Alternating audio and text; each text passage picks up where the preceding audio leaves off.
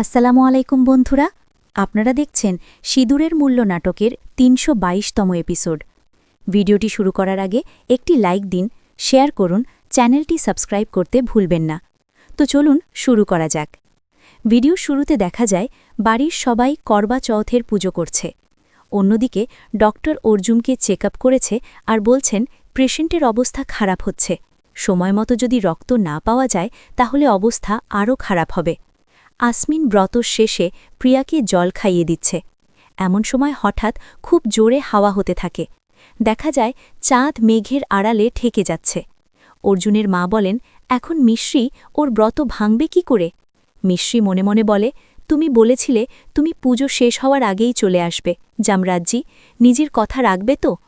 অন্যদিকে দেখা যায় যমরাজ খুব জোরে গাড়ি চালিয়ে আসছে। এমন সময় একজন নার্স এসে বলে, পেশেন্টের অবস্থা আরও খারাপ হয়ে যাচ্ছে, তাড়াতাড়ি রক্তের ব্যবস্থা করুন, না হলে যা খুশি হয়ে যেতে পারে।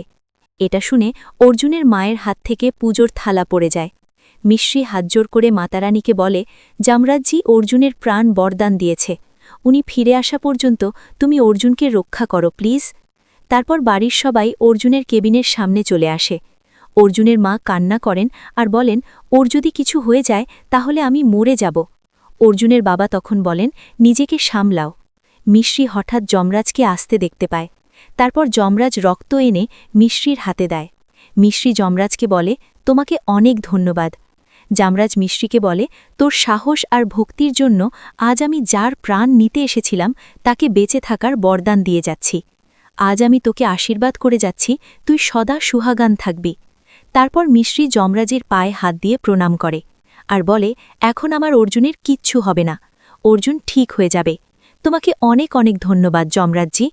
এটা বলে মিশ্রির রক্ত নিয়ে হসপিটালের ভিতরে চলে যায়। এমন সময় ডক্টর বাইরে আসেন এবং বাড়ির সবাইকে বলেন, আমি দুঃখিত, আপনারা সবাই শেষবারের মতো অর্জুনের সঙ্গে দেখা করে নিন। তখনই মিশ্রির রক্ত নিয়ে ডক্টরকে দেন আর বলে, এই নিন রক্ত আর অর্জুনকে বাঁচান। তারপর ডক্টর রক্ত নিয়ে ভিতরে চলে যায়।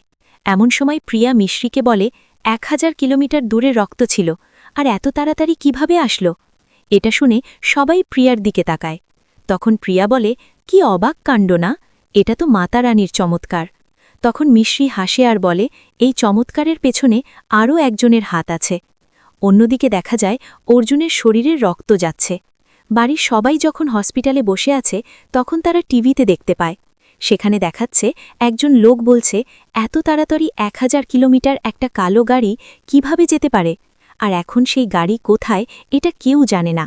তখন অর্জুনের মা বলেন, 1000 কিলোমিটার দূরত্ব ওই ব্লাড ব্যাংক ছিল।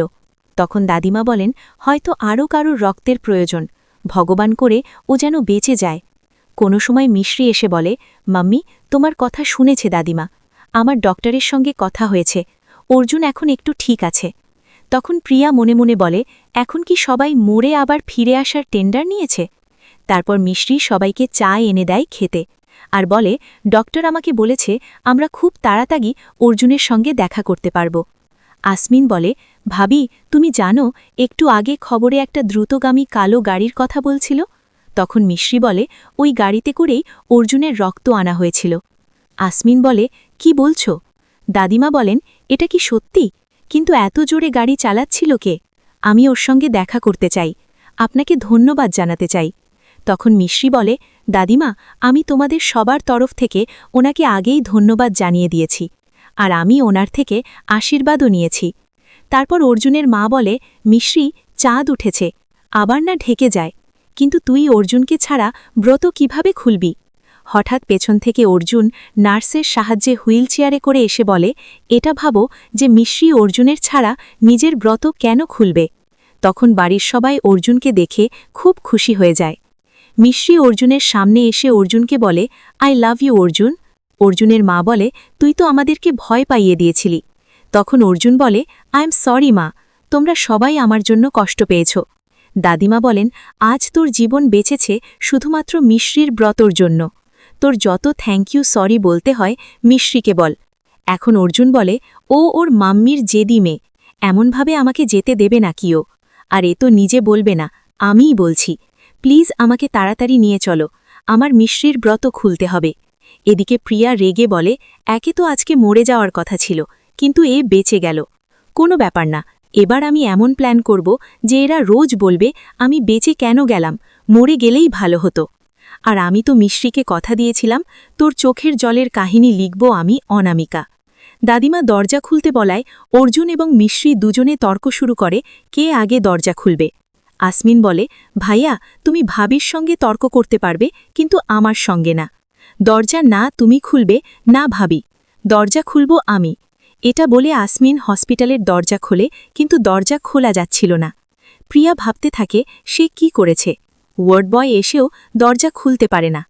প্রিয়া মনে মনে ভাবে, তুই চিন্তা করিস না মিশ্রি, তোর চলার পথে আমি ছোট বড় কাঁটা সবসময় বিছিয়ে রাখব। তখন ডক্টর এসে বলেন, আপনারা চিন্তা করবেন না মিশ্রি, আমি তোমার জন্য কিছু নিয়ে এসেছি। তারপর ডক্টর একটা জিনিস দেখিয়ে বলেন, এটা চাঁদের লাইভ স্যাটেলাইট ইমেজ, এর স্ক্রিনে চাঁদ স্পষ্ট দেখা যাবে। এই ভিডিও দেখে তুমি তোমার ব্রত খুলতে পারবে। এটা শুনে মিশ্রি খুব খুশি হয়। দাদিমা বলে, মিশ্রি, অর্জুন, দেরি করো না তোমরা।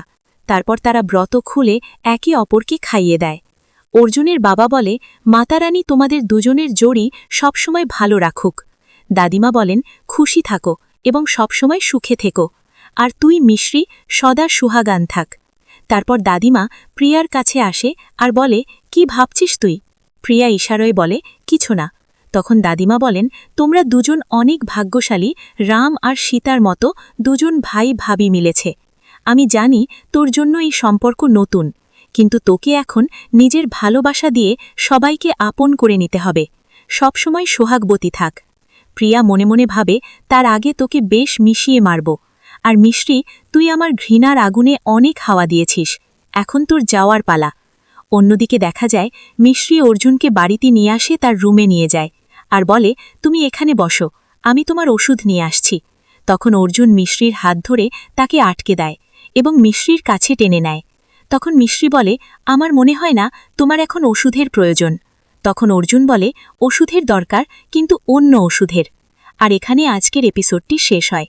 ভিডিওটি ভালো লাগলে একটা লাইক এবং শেয়ার দেবেন, আর চ্যানেলটি সাবস্ক্রাইব করতে ভুলবেন না। পরবর্তী পর্ব দেখার জন্য আমাদের সাথেই থাকুন। আল্লাহ হাফেজ।